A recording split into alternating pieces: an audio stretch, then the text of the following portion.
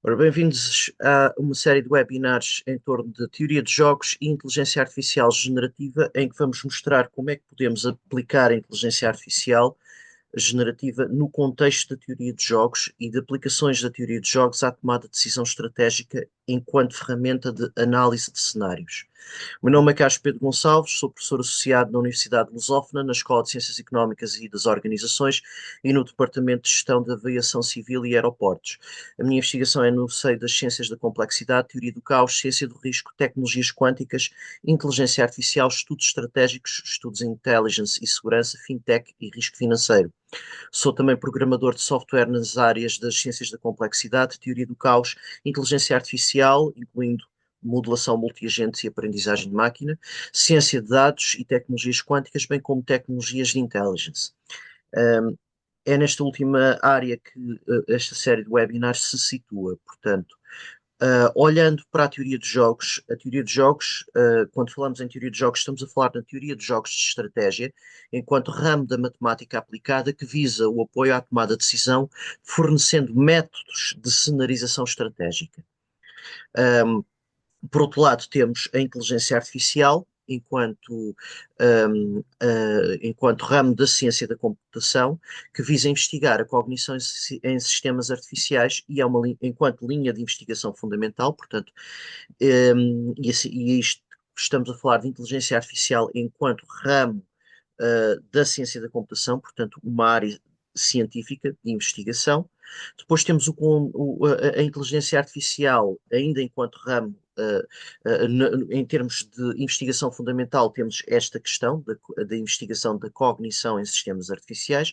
Em termos aplicados, temos o desenvolvimento e aplicação desse tipo de sistemas, portanto, sistemas cognitivos artificiais, a problemas. Portanto, e essa é a linha de investigação a diferentes tipos de problemas e é a linha de investigação aplicada. Há uma outra acessão do termo inteligência artificial, que é, em termos de uso, que é o uso do termo referindo-se à ferramenta, ou seja, às inteligências artificiais. E aí, portanto, temos, no fundo, essas ferramentas são produtos tecnológicos produzidos pela inteligência artificial ciência. Portanto, é importante ter arrumado este ponto central. Portanto, a inteligência artificial, enquanto ramo científico da ciência da computação, como a matriz de investigação fundamental no seio em torno da cognição em sistemas artificiais, e a modelação computacional construída em termos de uma matriz algorítmica em torno da cognição em sistemas artificiais, portanto, como construir um sistema capaz de aprender, capaz de decidir, capaz de mostrar comportamentos inteligentes, tomando como matriz de inteligência, inicialmente a matriz que era pensada era a inteligência humana, tomada como modelo, quando ela foi criada, portanto, a inteligência artificial enquanto área científica, e o projeto era construir máquinas que imitassem esse comportamento humano.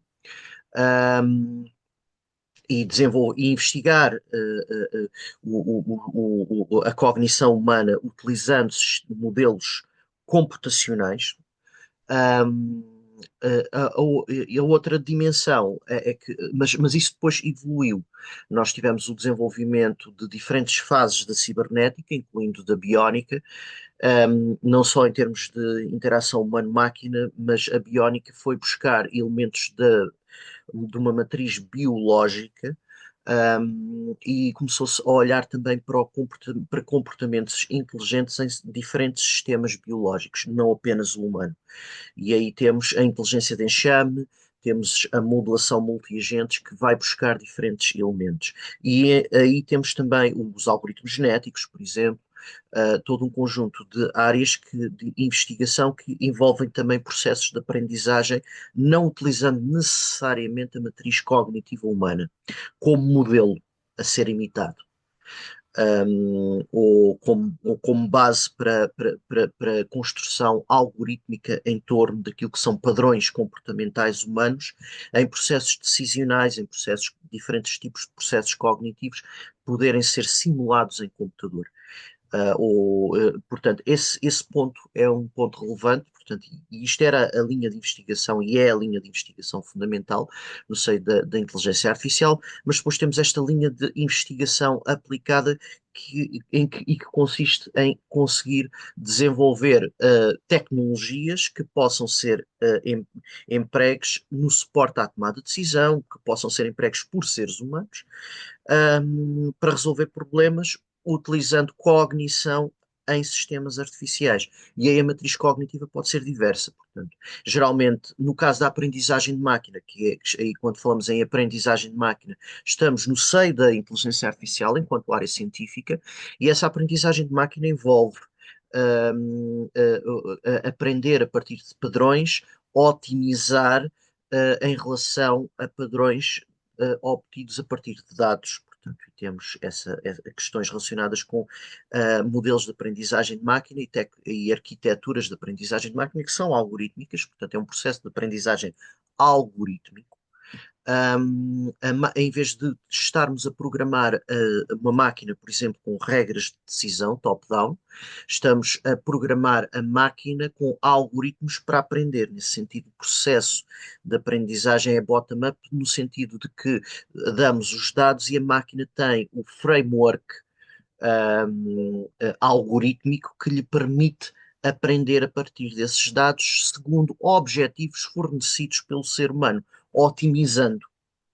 Isso é um ponto fundamental em relação à aprendizagem de máquina. E é isso que nós temos em termos da questão do desenvolvimento da inteligência artificial.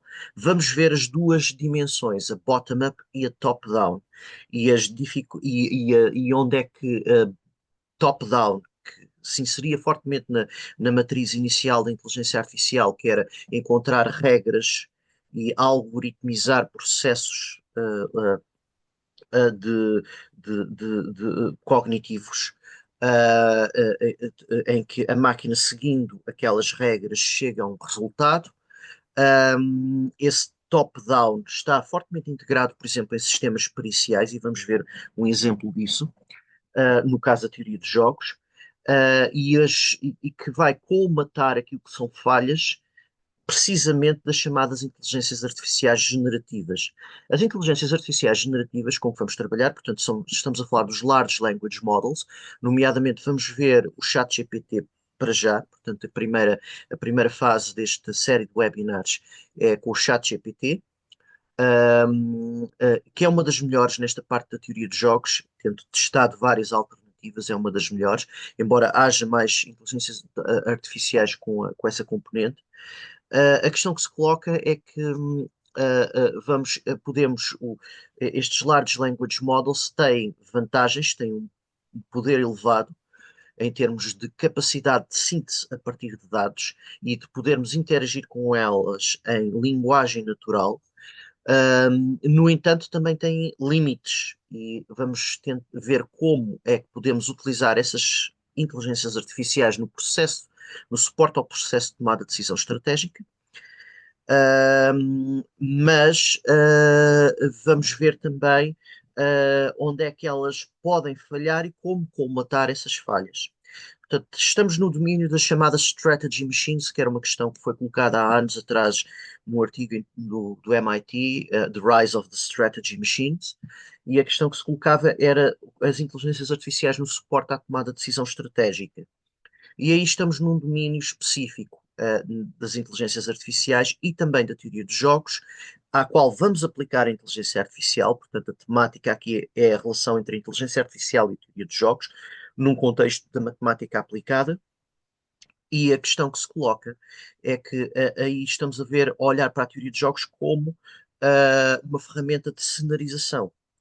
E estamos a usar a inteligência artificial num contexto de cenarização estratégica no suporte à tomada de decisão. Ora, essa é uma fase que é desenvolvida no seio da intelligence, e aqui falamos da intelligence não só no âmbito da defesa e segurança, mas também no âmbito da business intelligence, no contexto económico, e no contexto da gestão.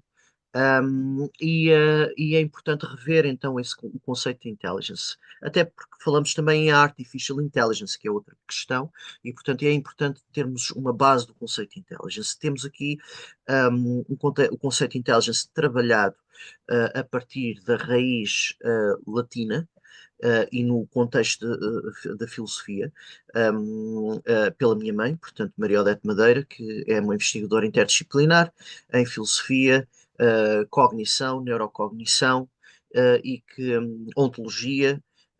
E a minha mãe e eu colaboramos, e temos colaborado em artigos, e neste artigo a minha mãe define intelligence. Portanto, intelligence, eu vou traduzir para português, portanto, intelligence enraizado em inteligência, aqui estamos a falar do latim, termo composto por intus, que significa dentro de, e legere, que significa escolher, selecionar, portanto, to elect, to choose, to elect. Intelligence é uma capacidade sistémica disposicional para perceber, capturar, selecionar e processar dados e conhecimento a partir de codinâmicas cognitivas ligadas a dinâmicas de interpretação e compreensão geneticamente incorporadas em todos os sistemas.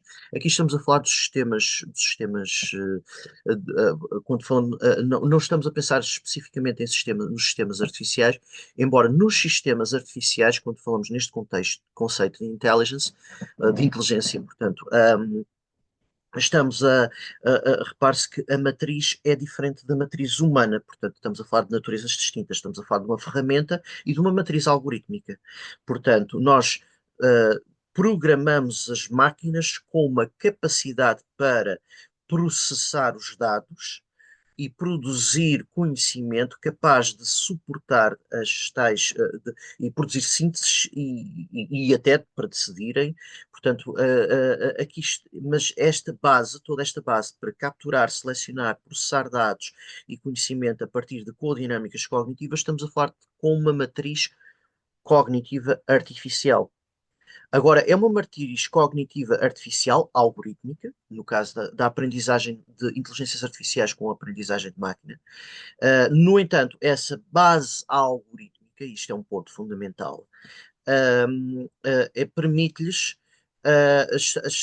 permite-lhes trabalhar, e no caso aqui falamos já dos Large Language Models, eles têm capacidade para ir pesquisar na web, para processar texto, para processar diferentes conteúdos de imagem, por aí adiante, e produzir sínteses complexas. Portanto, e essa é uma questão relevante,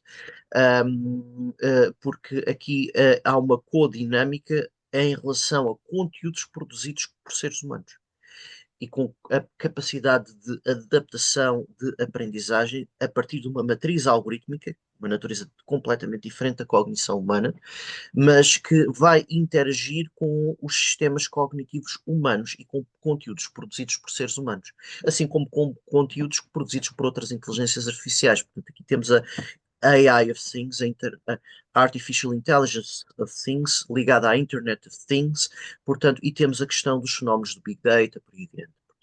Isso é uma questão relevante em termos de quando olhamos para a dimensão da inteligência artificial. Agora, considerando este conceito de intelligence, no âmbito dos estudos estratégicos, há dois conceitos, podemos aplicar a dois contextos específicos, que é a Strategic Intelligence, e definir Strategic Intelligence e Tactical Intelligence. Strategic Intelligence, estamos a falar de todas as atividades que envolvem percepção, captura, seleção e processamento de dados e conhecimento a partir de codinâmicas cognitivas ligadas a dinâmicas de interpretação e compreensão. Portanto, isto vem da definição apresentada aqui, para a produção de conhecimento necessário à tomada de decisão estratégica.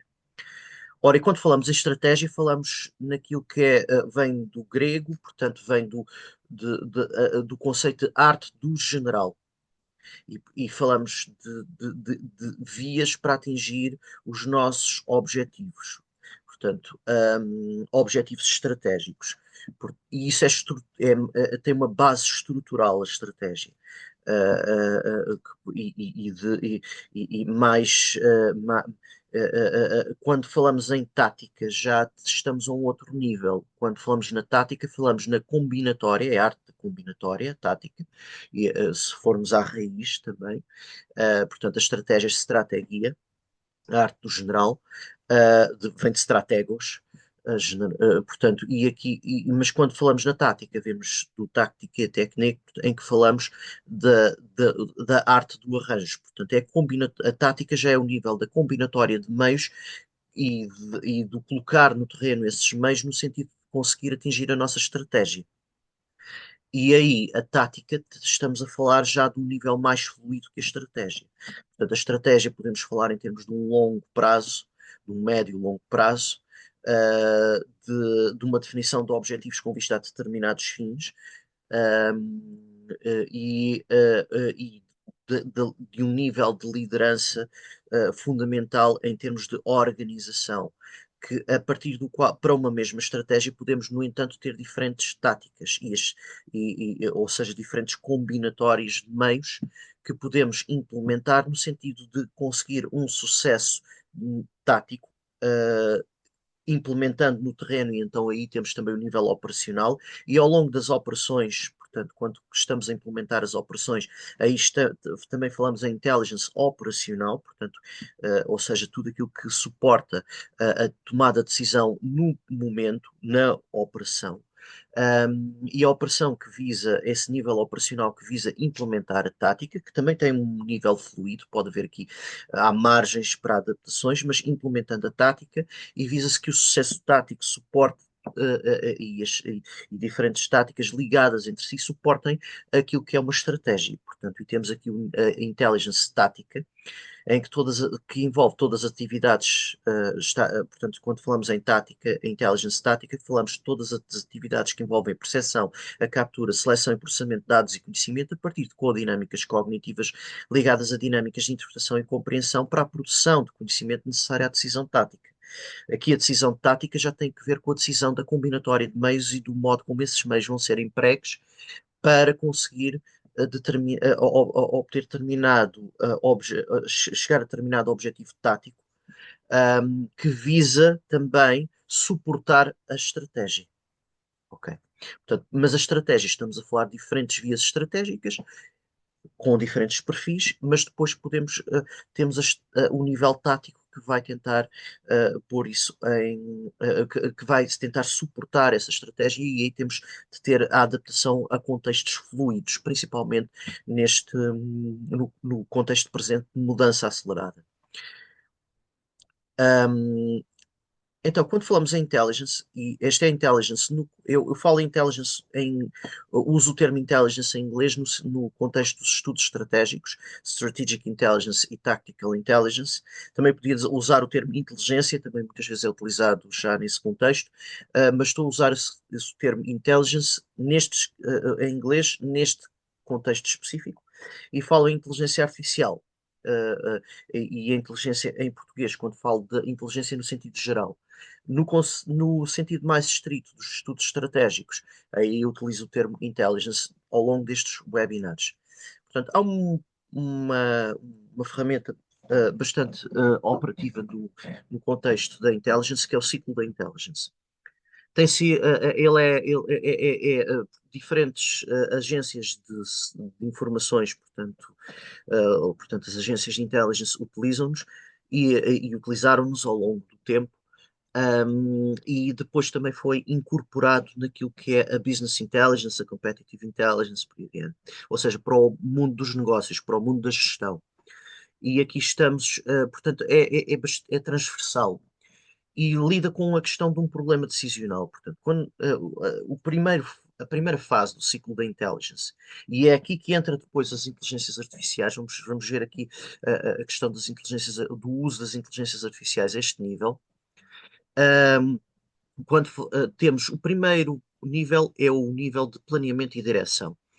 Ora, e aí o que é que nós temos? Temos um problema de tomada de decisão, e é esse nível do planeamento e direção que está ligado fortemente à governance, neste ponto, portanto, ou qualquer problema decisional em que temos de pensar acerca desse problema decisional. A primeira fase é a fase de trabalho do problema, perceber o problema. A partir desse ponto, de pensar o problema, de perceber o problema, passamos por uma fase seguinte, ainda no planeamento em direção, que é identificar as necessidades de informação e de conhecimento, ou seja, o que é que nós precisamos de saber para resolver este problema. Dentro daquilo que precisamos saber, o que é que nós já sabemos? É um ponto. Dentro daquilo que precisamos saber, o que é que nós não sabemos? Ora, aquilo que não sabemos, nós vamos ter de descobrir, vamos ter de investigar, portanto, e aí temos um ponto fundamental que é aquilo que inicia o processo de recolha de informações. E então nós vamos ter de desenvolver um plano de recolha de informações estratégicas ou táticas, aquilo que for, portanto, mas aquilo, vamos falar aqui principalmente nestes webinars é de Strategic Intelligence, portanto, estamos a falar das informações estratégicas. Portanto, vamos ter de ver que tipo de informações, que tipo de dados é que precisamos, que tipo de informação é que temos de obter para a produção do conhecimento necessário à tomada de decisão. E temos então o plano de recolha. Esse plano de recolha e plano de recolha e de trabalho dos dados e de produção de conhecimento. Portanto, temos todo esse plano de recolha. Ok, o plano de recolha envolve aqui um ponto fundamental e que tem que ver com que fontes é que vamos utilizar.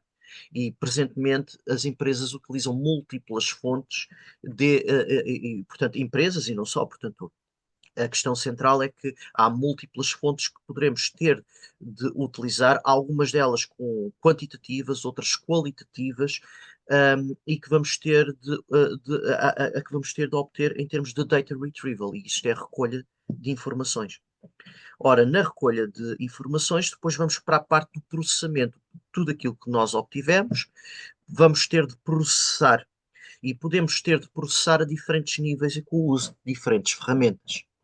Onde é que entra o Big Data? O Big Data entra na fase de recolha, quando nós temos recolha de dados, muitas vezes automada, uh, a partir da web, por exemplo, web scrapers, por aí adiante, ou outro tipo de fontes em que obtemos grandes quantidades de dados, muitas vezes em formato, com múltiplos formatos, alguns deles não standard, e a questão primeira é como recolher esses dados todos, como, como compilá-los, como colocá-los em termos de bases de dados e como processar esses dados de modo a que possamos analisá-los. É aí que entra a ciência de dados.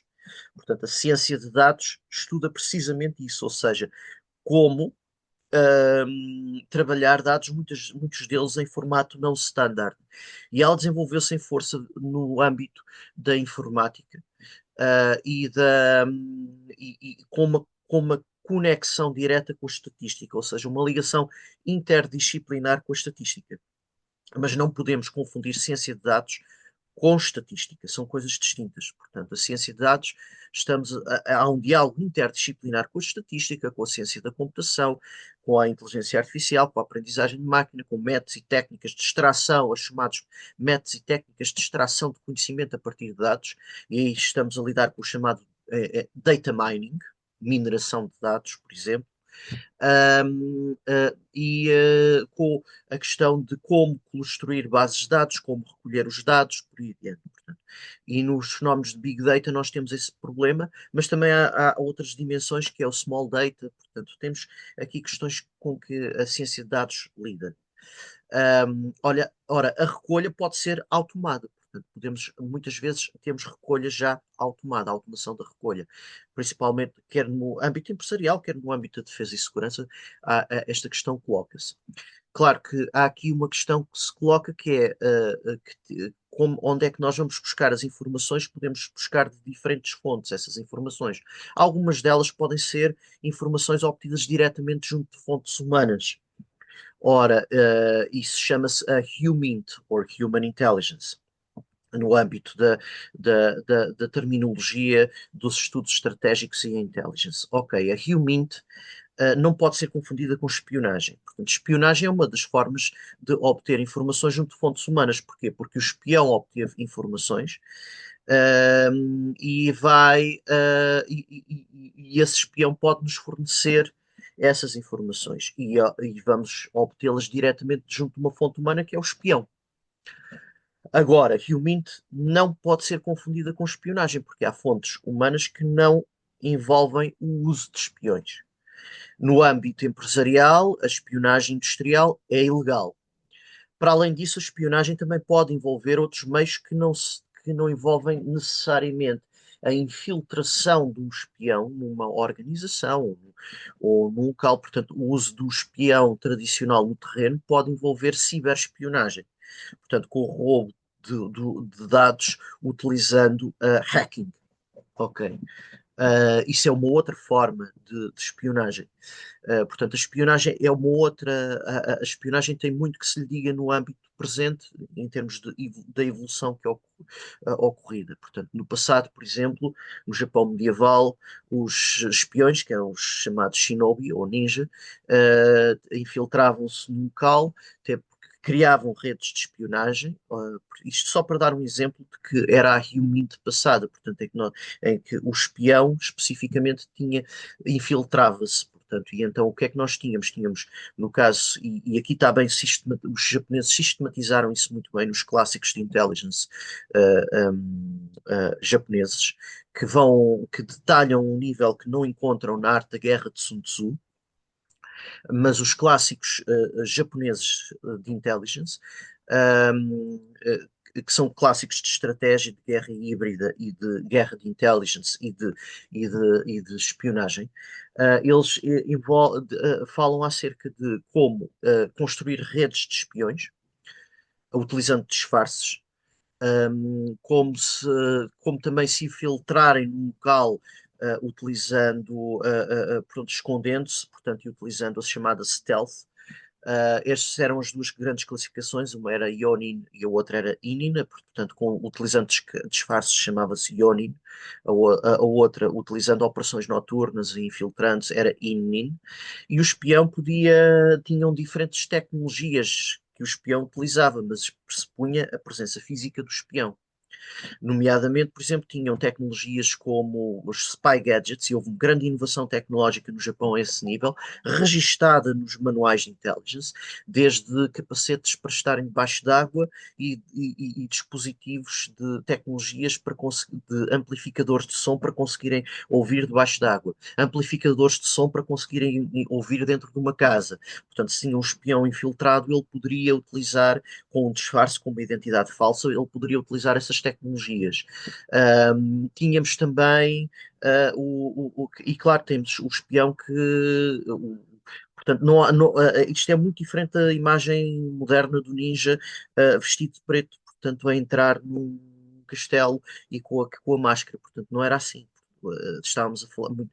O ninja utilizava disfarces e estava vestido de acordo com as roupas daquilo consistentes com o disfarce que tinha, e isto no caso do Yonin, portanto, essas atividades de infiltração de espiões com identidades falsas, portanto, com construção de redes de espionagem. E depois tínhamos a fase do ININ, em que eles estavam envolvidos em operações noturnas, mas não há registro nos manuais de eles utilizarem máscaras. Nos manuais, pelo menos. Mas a questão que se coloca aqui é que pressupunha a presença física. Inclusive em operações de reconhecimento, aquilo que distinguia este tipo de operacionais é que, por exemplo, quando faziam o reconhecimento local, utilizando eles a diferença entre entre os samurais que faziam operações de reconhecimento tradicionais não se aproximavam demasiado do inimigo, iam até um certo ponto.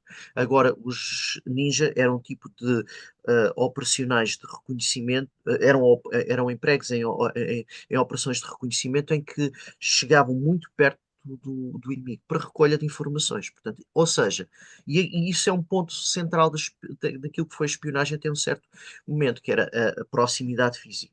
Depois temos o desenvolvimento de tecnologias que permitem gravar, ouvir à distância, e começa a aumentar a distância, a questão da distância. E a utilização de spy gadgets que permitem registar portanto, dispositivos de escutas, por aí adiante, e que permitem aumentar a distância, mas mesmo assim esses dispositivos têm de ser inseridos no local por alguém. Agora, a questão que se coloca a seguir é outra, é que no âmbito, com o desenvolvimento do ciber, com o desenvolvimento cibernético, com a informatização de bases de dados, o que é que nós temos, sim, com a constituição de bases de dados em formato informático? Temos a questão do hacking, e o hacking permite espionagem à distância. Portanto, essa é uma das questões que se coloca. Agora, saindo da questão dos espiões, Humint não se restringe ao espião tradicional, a obtenção de informações junto do espião, a obtenção de informações junto de quem quer que seja, junto de seres humanos, diretamente. E aí, no caso das empresas, um bom exemplo, no caso empresarial, e isso é perfeitamente legal, não se insere no seio de espionagem industrial, consiste em inquéritos, por exemplo, feitos aos clientes. Entrevistas aos clientes, quando telefonam para um cliente e diz assim, pode-me classificar numa escala de tanto a tanto, qual é que é a sua experiência com o serviço. Isso é a obtenção de informações diretas junto de fonte humana. É Humint, legal. Claro que isso pode ser alvo de automação e vocês podem receber, ou portanto, qualquer pessoa pode receber no telemóvel, um inquérito por parte de uma instituição, por exemplo, uma instituição bancária quer saber qual é o grau de satisfação com o serviço, se recomendaria o banco a- a-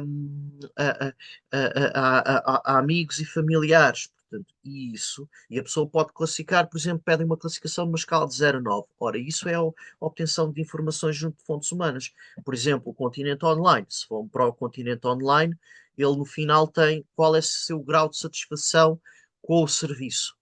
E pedem e deixam um espaço para a pessoa poder escrever alguma coisa. Isso também é obtenção de informação junto de fonte humana. É automada, portanto, o processo está automado, ou seja, não é alguém que nos telefona a pedir essa informação, é o sistema que faz automaticamente essa recolha. No entanto, é recolha de informação junto de fontes humanas. Ora, nós temos múltiplas fontes e os Large Language Models permitem trabalhar essas múltiplas fontes e integrar tudo numa síntese cognitiva. E esse é um ponto relevante. Ora, a aprendizagem de máquina entra em força no processamento e nesta fase. Portanto, nós primeiro recolhemos tudo aquilo que precisamos de saber. Em termos de fontes de dados, trabalhamos esses dados, a questão, e depois temos o processamento dos dados e depois temos a análise e produção de conhecimento relevante para a tomada de decisão. Ora, essa fase, que é All Source Analysis and Production, que está aqui, esta fase de análise e produção envolve basicamente, pode envolver a aplicação da estatística, a aplicação de diferentes métodos qualitativos e quantitativos. Ora, a questão que se coloca com a teoria, aqui surge também a teoria de jogos. Podemos empregar, onde é que ela pode ser emprega? É nesta fase da análise. Aqui temos o analista de intelligence a funcionar em força. A questão é até que ponto é que o analista de intelligence pode ser substituído por uma inteligência artificial. Dificilmente, dada a complexidade dos problemas de intelligence, principalmente quando falamos no âmbito geopolítico, geoestratégico, de defesa e segurança, mas mesmo no âmbito empresarial, há uma análise humana que é fundamental. Agora, essa análise pode ser suportada por ferramentas de inteligência artificial. E é esse nível que estamos, e é esse nível que vamos ilustrar aqui nestes webinars. E esta All Source Analysis and Production, nós vamos utilizar a inteligência artificial para, dando um problema decisional, ela vai recolher o Large Language Model, vai recolher as informações, vai processá-las e vai depois produzir uma matriz de jogo, fundamentar essa matriz de jogo em termos estratégicos como ferramenta de análise decisional. E nós vamos depois analisar isso. Vamos ver onde é que tem de entrar o ser humano, onde é que entra a inteligência artificial, e vamos também aplicar métodos algorítmicos na questão, e investigar esses métodos algorítmicos na questão dos equilíbrios de Nash, que os Large Language Models não conseguem calcular corretamente. E depois vamos ver, isso vai ser um webinar em que vamos falar acerca dessa questão em maior detalhe. Ora, depois de produzirmos o conhecimento necessário para a tomada de decisão, temos a produção de um relatório de intelligence que pode ser disseminado para a tomada de decisão. Ora, a esse nível, e estamos a lidar em força aqui com a Strategic Intelligence, no contexto, a partir de agora, até ao final desta série de webinars. Eu vou mostrar aqui, nestes webinars, como é que podemos aplicar essas inteligências artificiais, e vamos ver em detalhe esse ponto, e depois como é que podemos construir o nosso relatório de intelligence. E aqui há questões fundamentais. Temos de distinguir muito bem a parte que é escrita por uma inteligência artificial, ou seja, o conteúdo produzido pela inteligência artificial do conteúdo de análise humana. E isso é fundamental. Porquê? Porque o conteúdo produzido pela inteligência artificial pertence a este ciclo de recolha, processamento e produção de uma síntese cognitiva. Depois há a síntese cognitiva humana que se vai debruçar sobre aquilo que foi aquilo que a máquina produziu. E aí precisamos do ser humano. E é essa parte que precisamos do ser humano que vamos mostrar como aplicá-la. E também vamos analisar que parte dessa, há uma parte que vamos mostrar mesmo o ser humano a fazer, mas vamos ver como é que isso também há uma parte, o que é que dessa parte poderia mesmo assim ser algoritmizada. Não está, não vai estar na análise que temos, mas vamos mostrar depois como é que pode ser algoritmizada, mas isso vamos ver mais adiante. Para já, vamos ver como construir um relatório em que temos uma parte de best practices também, em que vemos qual é que é a parte produzida pela máquina e qual é que é a análise humana. Até porque a análise humana pode discordar de alguns pontos da máquina. Vamos ter de ver e vamos ter de distinguir esses pontos fundamentais. Portanto, o analista não pode alienar a sua parte cognitiva na máquina. A máquina é uma ferramenta de suporte ao analista. Mas quem produz o relatório, quem produz a análise final, tem de ser o analista. Porquê? Porque a máquina pode enviesar, e há aqui questões que se colocam inclusive o problema da chamada hallucination, que depois iremos analisar. Que é um problema central que as empresas tecnológicas têm estado a tentar resolver em relação aos Large Language Models enquanto inteligências artificiais generativas. Depois vamos ver o que é que corresponde a esse conceito, inteligência artificial generativa. Generativa no sentido de gerar padrões a partir de padrões, de outros padrões, e de uma aprendizagem de máquina. Portanto, estes webinars situam-se na área da teoria de jogos e da inteligência artificial. Vamos trabalhar com dois tipos de inteligência artificial: a generativa, que é aplicada para extrair uma matriz de jogo para um problema de análise estratégica, e vamos pedir à inteligência artificial para fundamentar os payoffs, e vamos depois utilizar um sistema pericial no âmbito do cálculo de equilíbrio de Nash. Em estratégias puras, em estratégias mistas, vamos aplicar a inteligência artificial generativa, mas vamos ver como é que devemos confirmar a análise produzida pela inteligência artificial. Isso é importante.